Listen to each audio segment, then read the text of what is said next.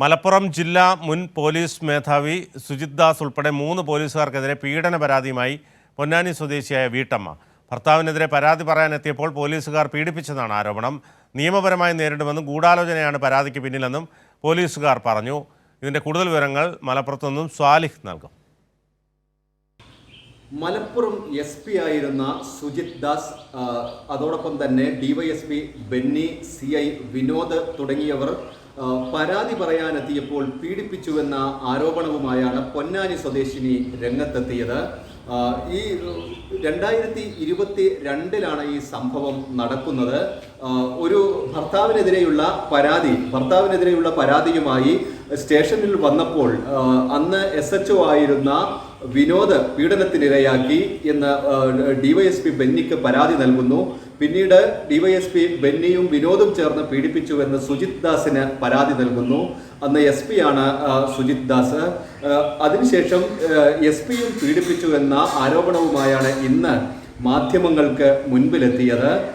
ഇത് തന്നോടുള്ള പകപോക്കലാണ്, മുട്ടിൽ മരമുറി കേസ് അന്വേഷിക്കുന്നതിലുള്ള വൈരാഗ്യമാണ്, വ്യക്തിവിരോധമാണ് ഈ വാർത്തയ്ക്ക് പിന്നിലെന്ന് DYSP ബെന്നി പറഞ്ഞു.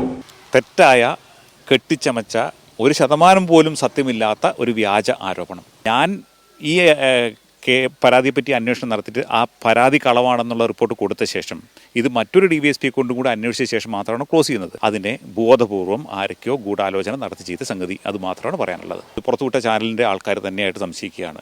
കാരണം നേരത്തെയും ആ ഇൻ്റർവ്യൂ ചെയ്തിരുന്ന ആൾ തന്നെയാണ് നേരത്തെയും ഇതുപോലെയുള്ള ഒരു അടിസ്ഥാനമില്ലാത്ത ആരോപണം വെച്ചിട്ട് തന്നെ എന്നെ തേജോവധം ചെയ്യുന്നതിന് വേണ്ടി അതേ ചാനലിൽ പല ദിവസങ്ങളിൽ ഇങ്ങനെ ഒരു വാർത്ത വിട്ടിട്ടുണ്ടായിരുന്നു. ഈ വാർത്ത ആദ്യം പുറത്തു വന്ന ചാനലിലെ ഉടമകൾ തന്നെയാണ് ഇതിന് പിന്നിൽ ഗൂഢാലോചന നടത്തിയതെന്നും DYSP ബെന്നി പറയുകയുണ്ടായി.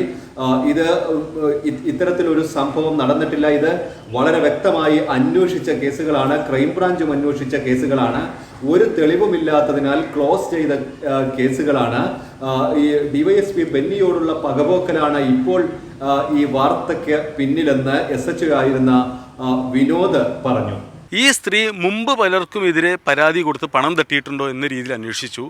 മുമ്പ് 1-2 ഇതേപോലത്തെ സമാന സംഭവങ്ങൾ ഉള്ളതായിട്ട് കൃത്യമായിട്ട് സാറിന് മനസ്സിലായി. എന്തായാലും എനിക്കെതിരെ തെറ്റായ വാർത്ത എന്ന ചാനലിനെതിരെ മുന്നോട്ട് നീങ്ങാൻ തന്നെയാണ് മേലുദ്യോഗസ്ഥന്മാരുടെ നിർദ്ദേശപ്രകാരം, അതും മേലുദ്യോഗസ്ഥമായ നിർദ്ദേശപ്രകാരം നിയമപരമായി തന്നെ നീങ്ങുകയുള്ളൂ. സുജിത് ദാസിനെതിരെ വീണ്ടും ഈ പരാതി ഉയർന്ന സാഹചര്യത്തിൽ, പോലീസുകാർക്കെതിരെ തുടർച്ചയായി പരാതികൾ വരുന്ന സാഹചര്യത്തിൽ വളരെ ഗൗരവത്തിൽ അന്വേഷിക്കണമെന്ന ആവശ്യവുമായി CPIM രംഗത്തെത്തിയിട്ടുണ്ട്. ഇത്തരത്തിൽ വലിയ ആവശ്യം, വിവിധ മേഖലകളിൽ നിന്ന് ഗൗരവമുള്ള അന്വേഷണം വേണമെന്ന ആവശ്യം ഉയർന്നിട്ടുണ്ട്.